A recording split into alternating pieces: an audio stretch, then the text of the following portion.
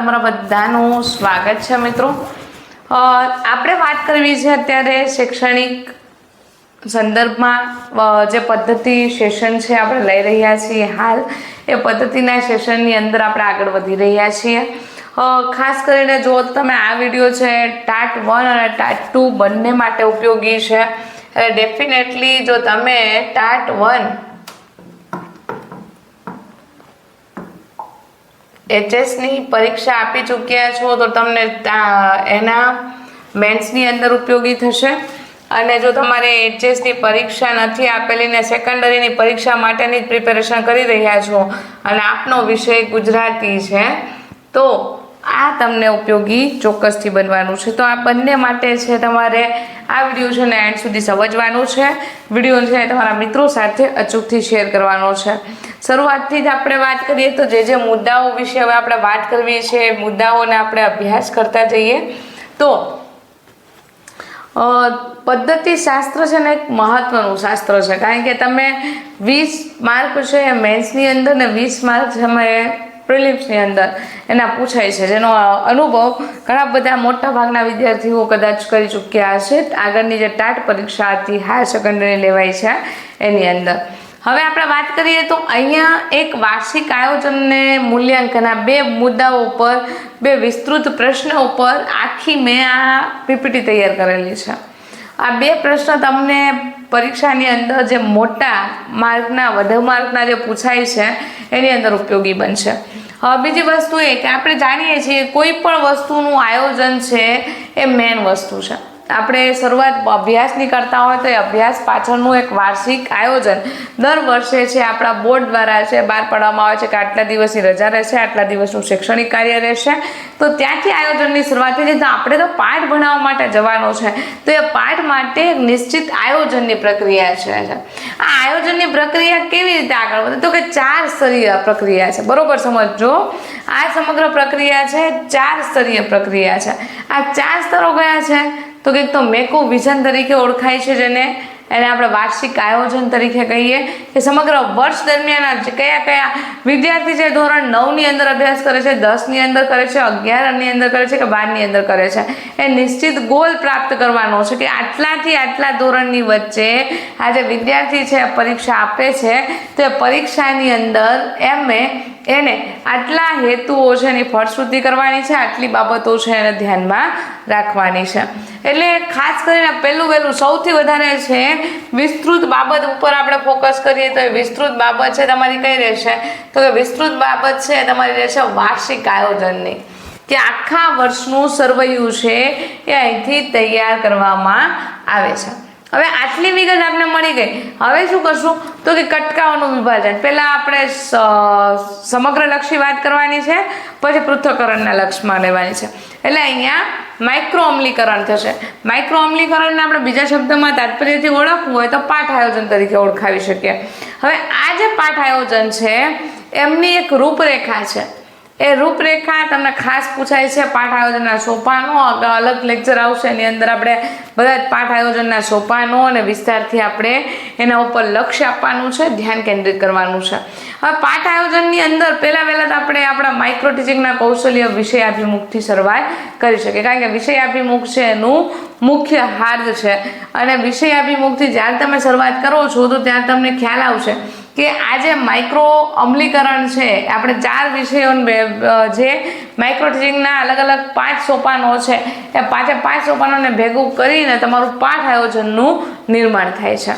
એથી પછી આગળ જઈએ હવે આયોજન તો થઈ ગયું આ બે આયોજન કેવા છે પૂર્વ આયોજન છે બરોબર છે કે જે માટે આપણે એડવાન્સ પ્રિપેરેશન કરેલી છે કે વર્ષ દરમિયાન આ 20 પાર્ટ છે તો 20 પાર્ટને હું જાન્યુઆરી ફેબ્રુઆરી માર્ચ એપ્રિલ મે આ રીતે મંથની અંદર ગોઠવી લીધેલા છે પણ હવે એ પાઠ આયોજન કરીશ ત્યારે મારે વ્યવહારિક તૈયારી પણ કરવી પડશે કે ધારો કે હું પાઠ અભ્યાસ કરાવતી હોઉં સુભાષિત મધુબિંદવઃ તો આ પાઠનો અભ્યાસ કરાવતી વખતે જે તે સુભાષિતો છે એ સુભાષિતોની તરફેણમાં મારે વિચારવું પડશે કે ભાઈ એક સુભાષિતની અંદર સજ્જન પ્રશંસા છે બીજામાં વિદ્યા પ્રશંસા છે તો હું એને લગતા વ્યવહારિક કેટલીક બાબતો ઉદાહરણના સ્વરૂપે સ્વીકારીશ। એટલે બીજો પોઈન્ટ આ આવ્યો। ત્રીજો પોઈન્ટ કયો આવ્યો વર્ગખંડની ક્રિયાનો આવ્યો। હવે વર્ગખંડની ક્રિયાના સંદર્ભમાં આપણે વાત કરીએ તો ગદ્ય શિક્ષણની પદ્ધતિઓ આવશે, કારણ કે તમે જ્યારે ક્લાસરૂમની અંદર રહેશો ત્યારે મેઇન વસ્તુ આવશે કે આપણે બાળકને શીખવવું છે, તે બાળકને શીખવવા માટે આપણે કઈ કઈ રીતોને અમલમાં મૂકવાની છે. અહીંયા ઉલ્લેખ કરશું પણ અમલીકરણ અહીંયા થશે. બરોબર છે. આપ જાણો છો કે પાઠ આયોજનની અંદર આપણે શૈક્ષણિક હેતુઓથી લઈને તમામ મુદ્દાઓ અને એ મુદ્દાઓથી આગળ વધીએ એટલે તમને ખ્યાલ આવશે કે એની સાથે જોડાયેલા નાના મોટા સાધનો, પ્રયુક્તિઓ, પદ્ધતિઓ, ટેકનિક્સ આ બધું જ ઇન્વોલ્યુશન છે એ વર્ગ વ્યવહારની અંદર થાય છે. પછી છેલ્લે આપણે આ પગથિયાથી ચાલુ કરીએ આપણી શરૂઆત. બરોબર છે કે વાર્ષિક આયોજન આપણું પતી ગયું છે. દેન માઇક્રો ટીચિંગ આવ્યું આપણું. માઇક્રો ટીચિંગ પછી આપણે વર્ગખંડની ક્રિયાઓ કરી. હવે આ બધી જ ક્રિયાઓની પછી છેલ્લું શું આવે છે? સોપાન પરિણામનું માપન અને મૂલ્યાંકન આવે છે. આ પરિણામનું માપન અને મૂલ્યાંકન ખાસ જરૂરી છે, કારણ કે આપણે જેટલા અથાગ પ્રયત્ન કર્યા આ બધા જ પ્રયત્ન ક્યારે સફળ થયા એવું કેવું હોય તો આપણે એવું કહી શકીએ કે આ બધા જ પ્રયત્ન છે એની સતત અને સર્વાંગી ચકાસણી થતી હશે એ સમયે એનું મૂલ્યાંકન છે એ ચોક્કસથી બહાર આવશે. એટલે આ મુદ્દો છે ખાસ મહત્વનો છે. તાત્પર્યાર્થ આપણો અહીંયા કહેવાનો છે કે પરિણામોનું માપન અને મૂલ્યાંકન આયોજનની સફળતા સતત અને સર્વાંગી ચકાસણીની સાથે છે. હવે ત્યાંથી આપણે આગળ વધીએ તો વાર્ષિક આયોજનના આધાર સ્તંભો છે. બરોબર છે. આપણે વાર્ષિક આયોજનનો એક તાત્પર્યાર્થ છે ને અહીંયા તમે એ પણ કાઢી શકો કે આપણે લાસ્ટ મુમેન્ટે જે રજૂ થાય ને એને વાર્ષિક આયોજન કહેતા. બરોબર છે. બીએડ અને પીટીસીની તરફેણમાં આપણે ખાસ તો બીએડની તરફેણમાં વિચારવાનું છે. તો સૌથી પહેલાં આપણા ચાલુ થાય માઇક્રોપાર્ટ. માઇક્રોપાર્ટ પછી સેતુપાર્ટ. સેતુપાર્ટ પછી છે આપણે તરત જ આવી જઈએ છીએ આપણા ત્રીજા એટલે કે એકમ પાઠ, છૂટા પાઠ. છૂટા પાઠ પછી એકમ પાઠના છેલ્લે વાર્ષિક પાઠ આવે. તો આ વાર્ષિક પાઠના આયોજનમાં 7 આધાર સ્તંભો છે. ખાસ યાદ રાખજો વાર્ષિક આયોજનના આધાર સ્તંભો કેટલા છે. આવું પૂછાય તો શું લખશો તમે મને કમેન્ટ બોક્સની અંદર જરૂરથી જણાવજો. હવે વાર્ષિક આયોજનના 7 છે. પહેલા શું કરશું તો કે હેતુઓ તૈયાર કરશું. આ હેતુઓ કેવા હોય તો જો લાંબા ગાળા સિદ્ધ થતા હોય તો સામાન્ય પ્રકારના, ટૂંકા ગાળામાં એટલે કે આપણે જે અભ્યાસ કરાવીશું એટલા જ અભ્યાસક્રમની અંદર પૂર્ણ થતા છે. દાખલા તરીકે આપણે જય જય ગરવી ગુજરાત, જય જય ગરવી ગુજરાત, દીપે અરુણું પ્રભાત, જય જય ગરવી ગુજરાત આવું એક કાવ્ય ચલાવીએ છીએ. તો હવે એ કાવ્યના તરફેણમાં હું મારો પોતાનો જ વાર્ષિક પાઠ હતો એટલે ઘણી બધી વાર મને ઉદાહરણની અંદર આ જય જય ગરવી ગુજરાત વારંવાર યાદ આવવા પાછળનું કારણ એ કંઈક આવું જ છે. એટલે જ્યારે તમે સામાન્ય હેતુ છે એ તો બહુ લાંબા સમયનો થશે કે ગુજરાતીના જોડણીના જ્ઞાનને વિકસાવશે, પણ આપણે અમુક શબ્દની જોડણીઓ જાણશે તો એ આપણો ટેમ્પરરી હેતુ થયો. બરોબર છે. અને પછી તમને એમ કહું કે હું નર્મદના વિશે પરિચય મેળવશે તો એ પાછો નર્મદનો પરિચય આપણે જે તે વખતે કાવ્ય ચલાવીએ છીએ એ વખતે આપ્યો છે. ત્યાર પછી આપણે કહીએ છીએ કે ગુજરાતની જે વિજય ગાથા છે એ વિજય ગાથાને માણશે તો એ રસાસ્વાદનો હેતુ આવી ગયો. તો આ બધા જ હેતુઓ કેવા છે? ટૂંકા ગાળાના છે કે ગુજરાતની જે વૈભવ છે એ કાવ્યના અંદર જે દર્શાવેલો છે વિદ્યાર્થી જાણતો થશે, પરિચય કરતો થશે. એટલે એ જે પરિચય કરાવશે ગુજરાત શુદ્ધ ઉચ્ચારણ સહિતનું ગુજરાતી વાંચન કરતા શીખે. આ એક લાંબા ગાળાનો હેતુ થયો, કારણ કે એ તાત્કાલિક શીખી જવાની વસ્તુ નથી. આપણે આરો અવરો યુક્ત બોલવું છે તો એની માટે ઘણા પ્રેક્ટિસ છે એની આવશ્યકતા રહેશે. એટલે વાર્ષિક પાઠનું પહેલું આધાર સ્તંભ કયું હશે તો કે હેતુઓ હશે કે સામાન્ય અને વિશિષ્ટ. હેતુનું કારણ જ શું છે તો કે વર્તનમાં પરિવર્તન લાવવું. બરોબર છે. આ સિમ્પલ નિર્ધારણ છે હેતુનો. હવે આપણે વાત કરીએ અભ્યાસક્રમનો. તો અભ્યાસક્રમ છે ગદ્ય, પદ્ય અને વ્યાકરણના એકમોની અંદર આપણે વિભાજિત કરીશું. તમે બધા જાણો છો કે 3-4 ગદ્ય અથવા પદ્ય પૂરું થાય પછી એક વ્યાકરણનું યુનિટ આવે છે. ગદ્ય પદ્ય પૂરા થાય પછી વ્યાકરણનું યુનિટ આવે છે. આ રીતે અભ્યાસક્રમ છે આપણો વહેંચાયેલો છે. ત્યાર પછી આપણે વાત કરીએ સમય ફાળવણી. કુલ કામના દિવસો અને રજાઓ ગણીને માસિક તાસ નક્કી કરવા. બરોબર છે. મેં તમને શરૂઆતમાં જ કીધું કે જ્યારે બોર્ડ દ્વારા છે કેલેન્ડર બહાર પાડવામાં આવે છે એની સાથોસાથ તમને આખી સારણી પણ ત્યાંથી આપવામાં આવે છે. દાખલા તરીકે 11મો પાઠ અને પહેલું કાવ્ય 11મા ધોરણની અંદર વાત કરું તો આ બંને પહેલા જ સત્રની અંદર આપણું વેકેશન સ્ટાર્ટ થાય છે જૂન મહિનાની અંદર. જૂન મહિનાની અંદર આ બંને પાઠ છે એ પૂર્ણ કરવાનું આયોજન હોય છે. એની સાથે આપણે કેટલોક ઋગ્વેદની ચર્ચા પણ કરવાની હોય છે. તો એ બધી બાબતો છે સમય ફાળવણી નિર્ધારિત રીતે આપણે પણ મનોમન કરવાની છે કે સમગ્ર મહિના દરમિયાન મને આટલા તાસ મળવાના છે તો એટલા તાસનું આયોજન હું નિર્ધારિત રીતે કરીશ. પછી કીધું શૈક્ષણિક સાધનો, ચાર્ટ્સ, પ્રોજેક્ટ અને પ્રેઝન્ટેશનનો ઉપયોગ કરવાનો છે. અત્યારે વર્તમાન સમયની અંદર જે સ્માર્ટ બોર્ડ તમે અત્યારે નિહાળી રહ્યા છો, સ્માર્ટ બોર્ડ છે એ શૈક્ષણિક સાધન તરીકે યોગ્ય છે અને જે યોગ્ય સાધનની અંદર તમે તમારું વેલ પ્રેઝન્ટેશન છે એને કરી શકો છો. પછી આપણે વાત કરીએ મૂલ્યાંકન યોજના. મૂલ્યાંકન યોજના માટે આપણે અત્યારના વર્તમાન સમયની અંદર જો બોર્ડના લેવલે વાત કરીએ તો 3 પરીક્ષાઓ લેવામાં આવે. આ 3 પરીક્ષાઓની અંદર બાળક છે એનું મૂલ્યાંકન કરવામાં આવે છે. આ સિવાય તમને ખ્યાલ હોય તો સરકાર દ્વારા એકમ કસોટીનું આયોજન થયું છે. તો એ પણ આપણે યાદ રાખીશું કારણ કે પદ્ધતિનો પ્રશ્ન આવે ત્યારે આ પ્રશ્ન પૂછાઈ શકે એવો છે. મૂલ્યાંકન યોજના કેવી છે તો કે અઠવાડિક, વાર્ષિક કસોટીનું અને એના આધારે પાછું ઉપચારાત્મક કાર્ય કરવાનું. આપણે બધાને ખબર છે કે આપણે એકમ કસોટીના પાઠ લેતા હતા ને, જે 5 પાઠ લેવાના હોય એ 5 પાઠની અંદર 3 પાઠ કન્ટેન્ટ હોય, 1 ટેસ્ટ હોય અને છેલ્લું ઉપચારાત્મક કાર્ય હોય. તો એ રીતે અહીંયા મૂલ્યાંકન યોજના છે એ ઘડવાની છે અઠવાડિક અથવા વાર્ષિક અને એની સાથે સાથે આપણે ઉપચારાત્મક કાર્ય છે એ પણ કરાવવાનું છે. ત્યાંથી આગળ લઈ જાઉં સ્વ-અભ્યાસિક પ્રવૃત્તિ તરફ આપનું ધ્યાન દોરી જાઉં છું. તો આ જે પ્રવૃત્તિ છે એના ઉપલક્ષમાં હું વાત કરું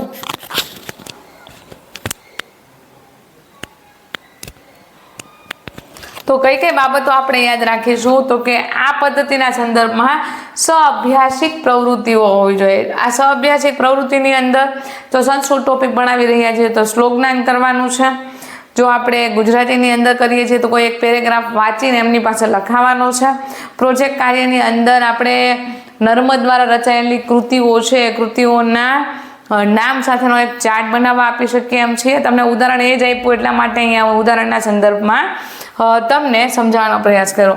શૈક્ષણિક પ્રવૃત્તિની અંદર બિશાક એક સરસ મજાનું માધ્યમ છે જ્યાંથી તમને ગવર્મેન્ટ દ્વારા છે વિવિધ પ્રકારના એકમો છે એને પ્રોવાઈડ કરવામાં આવે છે. એટલે આ એક વસ્તુ મહત્વપૂર્ણ છે.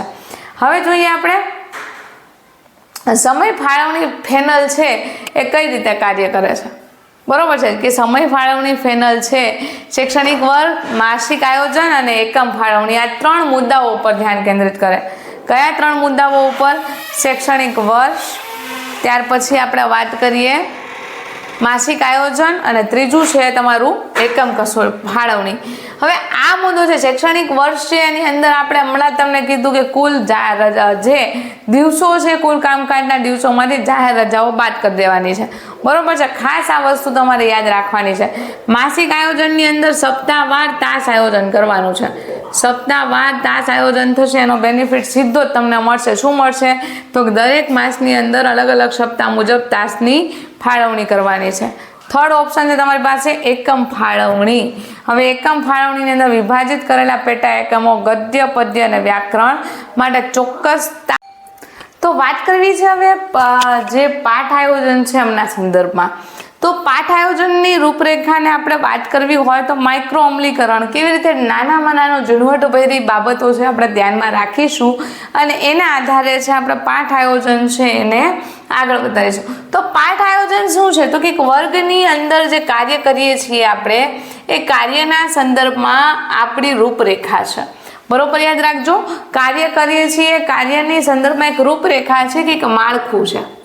આ માળખાથી આપણે સમગ્ર પાઠ છે આખા 45 મિનિટનો, આમ તો એકંદર આપણે 30 મિનિટ ગણી શકીએ કારણ કે પ્રશ્નોત્તરી, વિષયાભિમુખ ને આ બધું જ કરીએ, વિદ્યાર્થીની થોડી ઘણી પ્રવૃત્તિઓ નોંધ કરીએ તો આપણી પાસે 45 મિનિટમાંથી 30 મિનિટ બાળકોને અભ્યાસ કરાવવા માટે મળતી હોય છે. તો એના સંદર્ભમાં આપણે વાત કરીએ 35 થી 40 મિનિટનું જે આપણું આયોજન છે એ આયોજનની એક રૂપરેખા છે. હવે વર્ગ શિક્ષણ કાર્ય શરૂ કરતા પહેલા શિક્ષક માનસિક સજ્જતા કેળવે. પાઠ આયોજનનો મોટો બેનિફિટ આ છે. તમને MCQ ની અંદર છે પૂછાય કે નીચેનામાંથી કયું વિધાન પાઠ આયોજન સંદર્ભે સાચું છે. આવો પ્રશ્ન પૂછાય એની અંદર મુદ્દાઓ આવા લખેલા હોય, તમે ચોક્કસથી અવઢવમાં મુકાઈ કયો જવાબ સાચો આવશે તો એ રીતે અહીંયા તમે સમજવાનો પ્રયત્ન કરજો કે પાઠ આયોજન એ વર્ગ વ્યવહારની રૂપરેખા છે. આ વિધાન હોય તો તમારે સાચું આપી દેવાનું છે, કારણ કે આપણે વર્ગ વ્યવહારની અંદર કઈ કઈ પ્રક્રિયાઓ કરાવવાના છીએ એ બાબતની તરફ એ દિશા નિર્દેશ કરશે.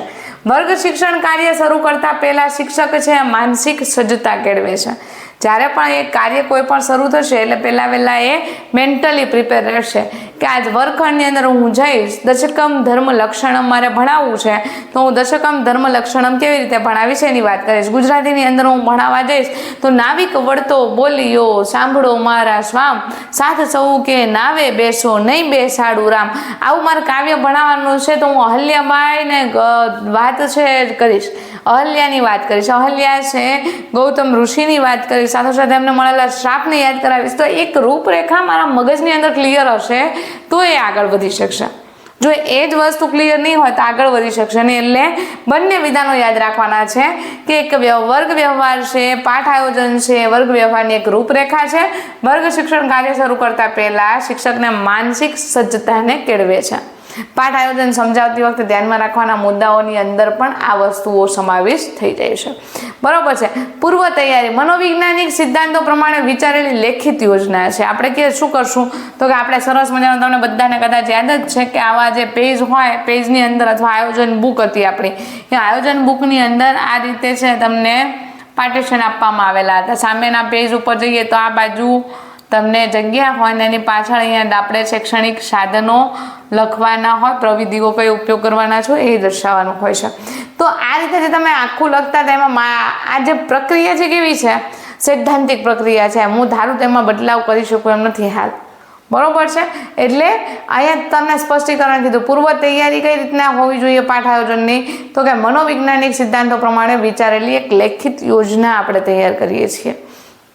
આ યોજનાની અંદર આપણે શું કરીશું તો કેટલાક એવા બાબતો રાખશું, જેમ કે હમણાં તમને મેં જય કરવી ગુજરાત વાર્ષિક પાઠના સંદર્ભમાં આયોજનનું કીધું તો નિશ્ચિત સમયની અંદર ચોક્કસ ધ્યેય આપણે પૂર્ણ કરવાના છે. આ ચોક્કસ ધ્યેયની પૂર્ણાહુતિ તરફ આપણે જ્યારે જતા હોઈએ ત્યારે કઈ બીજી બાબતો બધી જ ધ્યાને રાખવાની છે એના સમકક્ષ આપણે વિચારણાઓ કરીશું. એટલે આ બીજો મુદ્દો આવ્યો તમારો. હવે જો તમે આટલું કરી લેશો ને એટલે એકંદરે તમારા મગજની અંદર આખી યોજના મેન્ટલ ફિટ થઈ ગઈ હશે. એનો બેનિફિટ ક્યાં તમને મળશે? જ્યારે તમે વર્ગખંડની અંદર એન્ટ્રી કરશો, વિદ્યાર્થીઓને જોશો ને ત્યાં તમારો આત્મવિશ્વાસ છે ને એ દ્રઢ બનશે, મજબૂત બનશે. પાઠ આયોજનનો મેન કામ આ છે. જો તૈયારી સાથેનો શિક્ષક ગયેલો હોય ને તો પાઠની અંદર ભણાવવાની મજા આવે એને. બરોબર છે.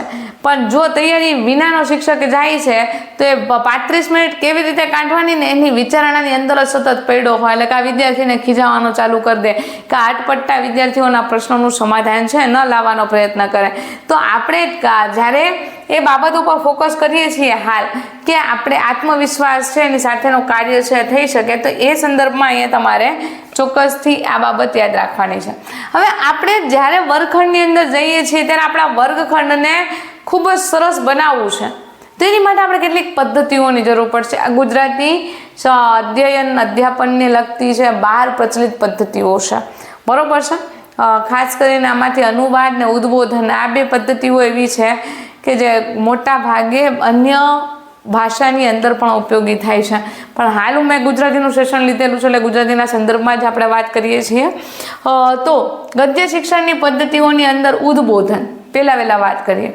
હવે ઉદ્બોધન શબ્દ છે પ્રાસ્તાવિક કથન, બીજું કેવું હોય તો ની તરફ દોરી જતું જે વિધાનો બોલવામાં આવે છે અને ઉદ્બોધન તરીકે આપણે ઓળખી શકીએ. અનુવાદની જરૂર ક્યાં પડશે? જેમ કે તમને ખ્યાલ હોય તો 11મા ધોરણની અંદર એક પાઠ આવે છે અને પાઠની અંદર સનનો ભૂનકતું વાળો શ્લોક આવે છે, સહના વવતું વાળો. તો એ જે શ્લોક આવે છે તે શ્લોકની અંદર આપણે અનુવાદની પદ્ધતિ જોવી પડશે. હવે એ અનુવાદની પદ્ધતિ એટલે શું યાદ કરશો? તરત ભાંડારકર પદ્ધતિ યાદ આવે.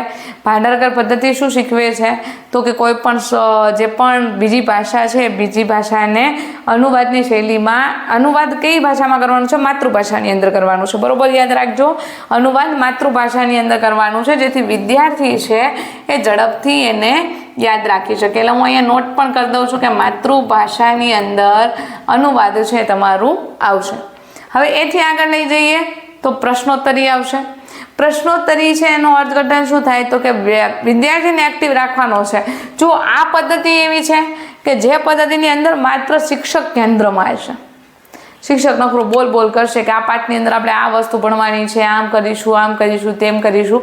તો એ ઉદ્બોધનની અંદર માત્ર કથન કૌશલ્ય વિકસે છે, બાકી કોઈ પણ કૌશલ્ય છે ત્યાં વિકસિત થતું આપણે જોવા મળશે નહીં. એટલે એક આ બાબત છે તમારે પોઈન્ટ આઉટ કરવાની છે. બીજી વસ્તુ છે એ છે પ્રશ્નોત્તરી. પ્રશ્નોત્તરીની અંદર આપણે એવું યાદ રાખી શકીએ કે અહીંયા વિદ્યાર્થી અને શિક્ષક બંને એક્ટિવ મોડમાં રહી શકે. વિદ્યાર્થી અને શિક્ષક બંને એક્ટિવ મોડમાં રહી શકશે. નાટ્યીકરણ બધાને મજા આવે. બરોબર છે, તમે કોઈ સરસ મજાનું મૂવી જોવા ગયા હોય ને સ્ટોરી ટેલિંગ થતી હોય નાટ્યાત્મક સ્વરૂપે, કેવી મજા આવે, કંટાળો આવે. એમ વિદ્યાર્થીઓને પણ જો નાટકની ભજવણી કરવામાં આવે તો એક પણ પ્રકારનો કંટાળો છે આવતો નથી. એટલે આપણે અહીંયા જોવાનું છે ઉદ્બોધન કથનાત્મક પ્રવૃત્તિ છે, અનુવાદ માતૃભાષાની અંદર કરવાની છે, અને ભાંડારકર નામની જે પદ્ધતિ છે સંસ્કૃત સાહિત્યની અંદર પ્રયોજાય છે એ જ અનુવાદની એક મેથડ છે. અહીંયા પ્રશ્નોત્તરી વિદ્યાર્થીના શિક્ષક બંને જોડાણ સારી રીતે થાય છે. કોમ્યુનિકેશન વિદ્યાર્થી કેટલું સમજેલો છે એ જાણવા મળે છે આ પદ્ધતિ દ્વારા. નાટ્યીકરણ એમ કહી શકાય કે એન્જોયમેન્ટ માટેની આનંદિત શિક્ષણ, જેને આપણે ગુજરાતીની અંદર કહીએ તો કે એક રીતે નાટ્યીકરણ છે વિદ્યાર્થીને સરળ રીતે સમજાવી શકાય છે. બીજો મુદ્દો મહત્વપૂર્ણ એ બની જાય કે નાટ્યીકરણની વાત આવે એટલે તરત જ તમને યાદ આવી જવું જોઈએ કે અહીંયા નાટ્ય કરવામાં છે, સંવાદ કળા વિકસે, વિદ્યાર્થી આરો અવરોયુક્ત બોલતા પણ કેળવાશે. અને વિદ્યાર્થીને પોતે અભિનય કરી રહ્યો છે ને એટલે એ ચેપ્ટર તો એમને જે અભિનય કરે છે એમને તો યાદ રહેશે જ, પણ સામેવાળા જોવાના જે વિદ્યાર્થીઓ છે એમને પણ આ પ્રવૃત્તિથી જો અભ્યાસ કરવામાં આવે તો વધારે સારી રીતે સમજી શકાય એમ છે. શબ્દકોશ, આ શબ્દકોશની મહત્તા છે. આ ઉપરની 4 પદ્ધતિઓ છે, ખાસ યાદ રાખજો. આમ તો 12 પદ્ધતિઓ છે એનો અલગ અલગ રીતે ઉપયોગ થાય છે, પણ સૌથી વધારે આપણે આ 4 પદ્ધતિઓ છે માતૃભાષા આધારિત, એટલે કે ગુજરાતી ભાષા, હિન્દી ભાષા હોય કે સંસ્કૃત ભાષા હોય એની અંદર આ 4 પદ્ધતિઓ છે એનો ઉપયોગ કરીએ છીએ. શબ્દકોશ છે દરેક જગ્યાએ. અત્યારે તમે વર્તમાન સમયની અંદર HS નો પેપર જોયો હશે તો શબ્દકોશના આપણે 2 પ્રશ્નો હતા. બરોબર છે, એક નર્મકોશ આવતું હતું અને એક અમરકોશ આવતું હતું સંસ્કૃતની અંદર. તો આ જે શબ્દકોશ છે એ શબ્દકોશ મહત્વનો છે. શા માટે તો વિદ્યાર્થી મૂંઝવણ અનુભવશે એટલે વિદ્યાર્થી એનું સમાધાન શોધવા માટે પ્રયત્ન કરશે, અને એ સમાધાન શોધવા માટે એ નવી વોકેબલરી, અંગ્રેજીની અંદર કહેવાય ને કે નવા શબ્દો છે એનાથી જાણકાર થશે. મને કમેન્ટ બોક્સની અંદર જણાવવો જોઈએ કે ગુજરાતી ભાષા છે એ ભાષાનો સૌપ્રથમ શબ્દકોશ છે તો મેં તમને નર્મકોશ કીધો, પણ તમારે વધારે શબ્દ જોતા છે તો તમે કયો એવો ગુજરાતીનો કોશ ગ્રંથ યાદ આવે છે કે જે તમે શબ્દકોશની અંદર છે એ ઉપયોગ કરી શકો છો. ત્યાર પછી કહીએ આપણે તુલના. હવે કોઈ એવી વસ્તુ તમે શીખવો છો કે જેની કમ્પેરિઝન કરવાથી બાળકને સારી રીતે યાદ રહી જઈ શકે. તુલનાત્મક પદ્ધતિનો અભ્યાસ, આવું તમે કહી શકો કે અમુક મુદ્દાઓ એવા હોય કે જે મુદ્દાઓની અંદર, દાખલા તરીકે સમાજશાસ્ત્રની વાત કરીએ તો 2 પ્રકારની જમીનો હોય તો એ રેતાળ જમીન કઈ છે, કાપની જમીન કઈ છે. તો આ બધી વસ્તુઓ સમજાવવા માટે કાળી માટી છે એની અંદર કયા વૃક્ષો થઈ શકે, જે માટી છે એની અંદર કાળી નથી પરંતુ લાલ કલરની માટી છે તેની અંદર કેવા પ્રકારના વૃક્ષ છે એને ઉગાડી શકાય છે, પછી દરિયા કિનારે કયા વૃક્ષો વાવવામાં આવે છે, આ બધું તમે તુલના કરીને ને પ્રયોગ કરીને પણ અભ્યાસ કરાવી શકો છો. એટલે આ બંને મેથડ છે તુલના અને પ્રયોગનું મોટા ભાગે ભાષાની અંદર તો બહુ કમ્પેરિઝન આપણે શબ્દોનું કરી શકીએ.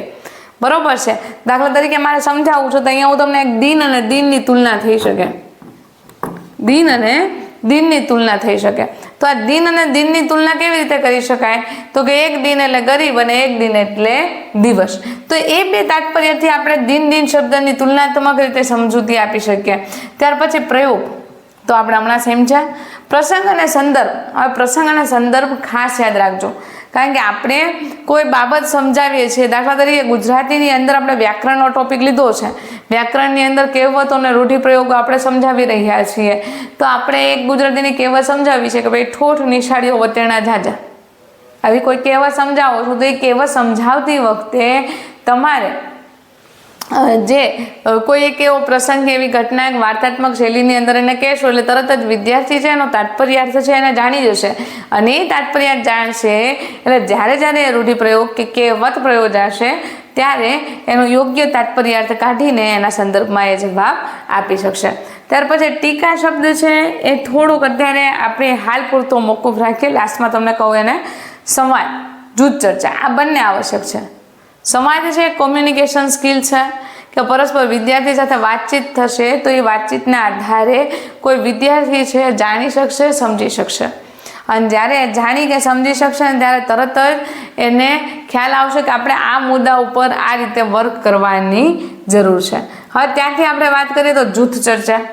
હવે જૂથ ચર્ચા છે એ આપણે એક નાનું ગ્રુપ બનાવાય. એ ગ્રુપ બનાવીને આપણે વિરોધી અને સમાનાર્થી કહેવતો શીખવી શકાય છે. એ ગ્રુપની અંદર આપણે એક કહેવત બોલવાનો રાખીએ અને એ સામેવાળું એક જૂથ એવું રખાય કે જ્યાં કહેવતોનો વિરુદ્ધાર્થી છે લાવવાનો છે.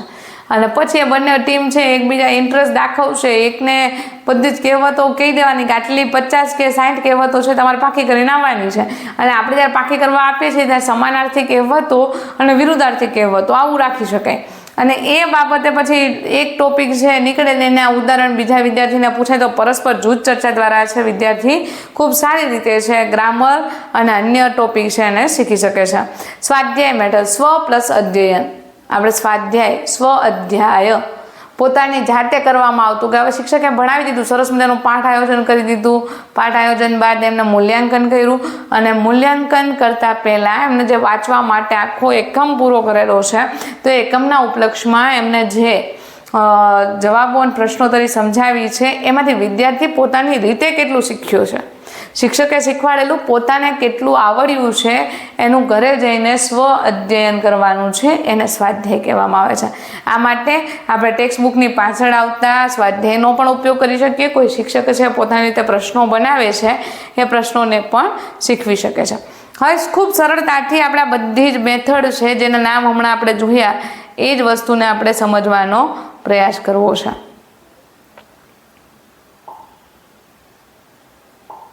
બરોબર. તો હવે જો અહીંયા તમને કહીએ ઝડપથી યાદ રહી જાય એવું આખું કોષ્ટક છે, બહુ સરસ રીતે સમજીએ. શિક્ષણની પદ્ધતિની તુલનાત્મક રૂપરેખા એટલા માટે કરવી જરૂરી છે તમને ખ્યાલ આવે કઈ ભૂમિકા શ્રેષ્ઠ છે. કારણ કે આપણે લેખિતમાં પરીક્ષા આપતા આવીશું ને ત્યાં તમને શિક્ષણની પદ્ધતિઓ, ગદ્ય શિક્ષણની પદ્ધતિઓ સવિસ્તાર સમજાવવા પૂછવામાં આવે તો તમારે લખવાની ઉદ્બોધન, અનુવાદ, પ્રશ્નોત્તર ને નાટ્યીકરણ. બરોબર છે. 4 પદ્ધતિ લખો પણ એ 4 પદ્ધતિનું લખાણ તમારે વિસ્તૃત લખવાનું રહેશે. તો એ વિસ્તૃત લખાણ વખતે તમે કયા કયા મુદ્દાઓને ધ્યાનમાં રાખશો એની એક આ નાનકડી રૂપરેખા છે. હું હમણાં જ ખસી જઈશ, તમે એક સ્ક્રીનશોટ પાડી લેજો આનો.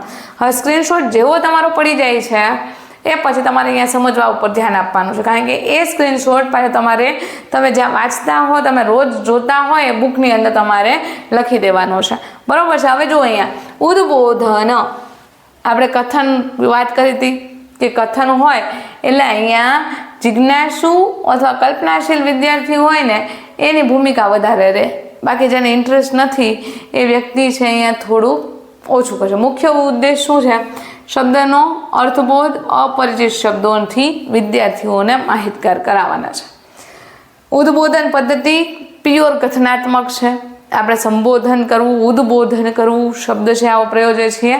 આપણે પ્રાસ્તાવિક રીતે કોઈ પાઠનું આયોજન આપણે અભ્યાસ કરાવતા હોય, બરોબર છે. દાખલા તરીકે અમૃત કાકીનો પાઠ છે સ્ટાન્ડર્ડ 9ની અંદર આવે છે તો 9મા ધોરણની અંદર તમે અમૃત કાકીના પાઠને અભ્યાસ કરાવો છો તો એ અભ્યાસ કરાવતી વખતે તમે પ્રાસ્તાવિક રીતે માતા કેવી હોવી જોઈએ એની ગુણધર્મ અથવા એની લાક્ષણિકતાઓ વિશે વાત કરશો. તો એ જે લાક્ષણિકતા એ વાતની અંદર અમુક શબ્દ છે નવા આવશે અને ચેપ્ટરની અંદર આવતા નવા શબ્દો છે એનાથી આપણે વિદ્યાર્થીને માહિતગાર કરાવીશું. પછી અહીંયા વિદ્યાર્થીની ભૂમિકા કેવી છે તો કલ્પના કરશે, એક ઇમેજિનેશન કરશે. આ ઇમેજિનેશન છે, દાખલા તરીકે હમણાં જ મેં તમને એક ઉદાહરણ આપ્યું, હું તમને એના સંદર્ભમાં જ આપું તો તમને વધારે આઈડિયા આવશે કે જય જય ગરવી ગુજરાત, જય જય ગરવી ગુજરાત કરીને આપણે જે ઉદાહરણ આપ્યું તમને, તો એની અંદર ઉત્તરમાં અંબામાં, પૂર્વમાં કાળીમાં, તો એ ઇમેજિનાઇઝેશનની અંદર એ વિદ્યાર્થી કદાચ અંબાજી ગયેલો હોય તો એ વિચારશે કે હા અંબાજી સ્થળ છે, ઉત્તરની બાજુ આવેલું છે, ડુંગરની અંદર આવેલું આ મંદિર છે, દાંતાની આજુબાજુનો વિસ્તાર થાય છે, એટલે આ ટેકરી છે ત્યાં લાગુ પડે છે. તો એની સાથે કલ્પનાત્મક વિચારો છે, જે પણ જિજ્ઞાસુ બાળક છે એ જિજ્ઞાસા વૃત્તિ છે એની અંદર વધશે. અને ખાસ કરીને શિક્ષક શું છે, મનોવિજ્ઞાનનો ઉપયોગ કરવાનો છે, શારીરિક સંકેતો આપતા રહેવાના છે, એક્શન સાથેનું કોલેબ કરવાનું છે ને, બરાબર છે, એની સાથે જોડાણ હોય તો એ ખૂબ સરસ રીતે એ વસ્તુ આપી શકશે. હવે અહીંયા અનુવાદની વાત કરીએ. અનુવાદ પદ્ધતિ માતૃભાષામાં મેં વાત કરી એમ કે હંમેશા અનુવાદ પદ્ધતિ આવે એટલે બીજી કોઈ ભાષા યાદ નહીં રાખવાની. તમે ગુજરાતી માધ્યમમાં છો, અનુવાદ શબ્દ એવો, તમારું ભાષા કઈ હશે ગુજરાતી જ હશે, બરોબર છે.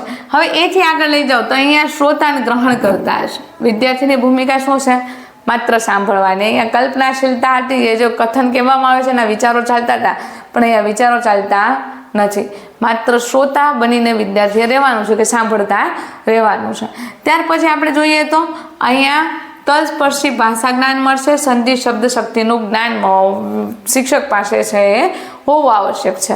અહીંયા આપણે જે વાત કરીએ છીએ ને શિક્ષક કેવી રીતે તૈયાર હોવો જોઈએ એની વાત છે.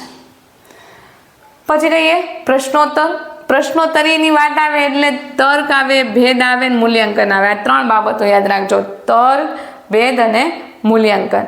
આ ત્રણેય વસ્તુઓ ભેગી થાય, સક્રિય પ્રશ્નકર્તા અને ઉત્તરદાતા હોય. કોણ હોય, સક્રિય પ્રશ્ન કરનાર હોય અને ઉત્તરદાતા હોય. એટલે આપણે આ વસ્તુ યાદ રાખવાની. પૂર્વ જ્ઞાન ચકાસવાની ક્ષમતા, કે આગળ કેવા કેવા પ્રકારના બાબતોને જાણવા માટે આપણે પૂર્વ જ્ઞાન ચકાસવાની ક્ષમતા માટે પ્રશ્નોત્તરી કરીએ છીએ. કે ધારો કે ધોરણ 9ની અંદર આપણે સિંહાવલોકનની સંસ્કૃતની અંદર એક આવે છે કે આ પાછળનું જ્ઞાન છે ને ચકાસતા આગળ વધવાનું છે. તો એ જ રીતે અગાઉના ધોરણની અંદર દાખલા તરીકે તમને અહીંયા ઉદાહરણ આપું એવું કે કોઈ સંધિનો નિયમ સ્ટેન્ડર્ડ 8ની અંદર એ અભ્યાસ કરીને આવેલો છે. તો હવે આપણે એ સંધિના નિયમને યાદ કરાવીને નવો સંધિનો નિયમ શીખવવો છે. તો જૂનો જે સંધિનો નિયમ છે એ શીખીને આવેલા છે, જૂના જોડણીના નિયમો શીખીને આવેલા છે, એની પૂર્વ જ્ઞાનની ચકાસણી કરતાં શિક્ષકે આગળ વધવાનું છે. શિક્ષકને કઈ બાબતો તો કે જે જૂનું ભણેલું છે એને થોડુંક રિમાઇન્ડ કરવાનું છે. હવે નાટ્યીકરણની વાત કરીએ. કથન કૌશલ્યનો વિકાસ, આનંદપ્રદ શિક્ષણ, બરોબર છે. મુખ્ય ઉદ્દેશ શું છે નાટ્યીકરણનો કે ખૂબ આનંદદાયી રીતે વિદ્યાર્થી અભ્યાસ કરી શકે. વિદ્યાર્થી જ્યારે અભ્યાસ કરતો હોય ત્યારે એક પણ પ્રકારના એની અંદર કોઈ પણ સવાલો છે જોવા મળે નહીં. જો આ રીતે અભ્યાસ કરે છે તો ડેફિનેટલી છે સારા માર્ક કેળવી શકશે. પછી અહીંયા વિદ્યાર્થીની ભૂમિકા કેવી હશે તો કે પાત્રની અંદર ભજવણી કરવાની છે. વિદ્યાર્થી પોતે ઇન્વોલ્વ છે અંદર, એટલે શું કરશે, સંપૂર્ણ સક્રિય જશે, ક્યાંય એને નિષ્ક્રિય બનવાનો લાભ મળશે નહીં. અહીંયા અને અહીંયા અમુક વિદ્યાર્થીઓ છે એની નિષ્ક્રિયતા પણ જોવા મળે છે. અહીંયા બધા જ વિદ્યાર્થીઓ સક્રિય રહી શકે છે. હવે અહીંયા આપણે યાદ રાખવાની છે કે આપણે આખા ક્લાસ 60નો ભરેલો છે. આપણે જે નાટ્ય ભજવવાનું છે એમાં 3 થી 4 પાત્ર હોય તો એના સિલેક્શનની વ્યવસ્થિત ભૂમિકા છે એ કોની રહેવાની છે, શિક્ષકની રહેવાની છે, બરોબર છે. એટલે આટલી બાબતો છે એ તમારે આખી તૈયાર કરવાની થશે. જ્યારે આપણે પૂછાય કે ગદ્ય પદ્ય શિક્ષણની પદ્ધતિઓ છે એમના સંદર્ભમાં વિસ્તારથી સમજાવો તો આ બધા જ મુદ્દાઓ આવશે. ખાસ યાદ રાખજો, આગળ આપણે પાઠ આયોજનની અને પદ્ધતિઓની આજના સેશનની અંદર ચર્ચા કરી છે. આવા અન્ય સેશનની અભ્યાસિક પ્રવૃત્તિઓ સાથે જોડાવા માટે ટાટના મેન્સ અને ટાટ સેકન્ડરી અથવા હાયર સેકન્ડરી આ બંને પરીક્ષાની કુલ મિલાવીને તૈયારી કરવા માટે જોડાઈ જજો જ્ઞાન ઝલક સાથે. મારી સાથે લઉં છું અત્યારે રજા. નવા વિડીયો સેશન સાથે ફરીથી આપને રૂબરૂ થઈશ. નવું કેટલીક માહિતી મેળવીશું, યાદ પણ રાખીશું, જેથી પરીક્ષાની અંદર આપને રોકડા માર્ક આવી શકે. Thank you so much. આપનો ખૂબ ખૂબ આભાર.